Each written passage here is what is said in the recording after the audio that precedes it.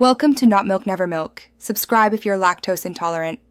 In this video, I will explain how to make beer syrup. This delightful condiment is surprisingly simple to create at home, requiring just a few basic ingredients. You'll need your favorite beer, some granulated sugar, and a small amount of water. Make sure you have a sturdy saucepan and a whisk on hand to ensure a smooth process from start to finish. Let's get cooking. Now, let's get to the heart of the process. Pour 2 cups of your chosen beer into a heavy-bottomed saucepan, then add 1 cup of granulated sugar. Stir these ingredients together until the sugar begins to dissolve. Bring the mixture to a gentle simmer over medium heat, stirring frequently. Continue to cook until the liquid reduces by approximately 1/2, achieving a lovely, syrupy consistency.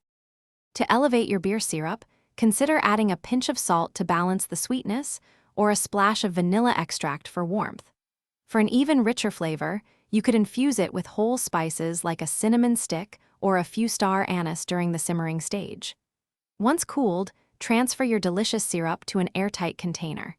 It will keep beautifully in the refrigerator for several weeks. Your homemade beer syrup is incredibly versatile.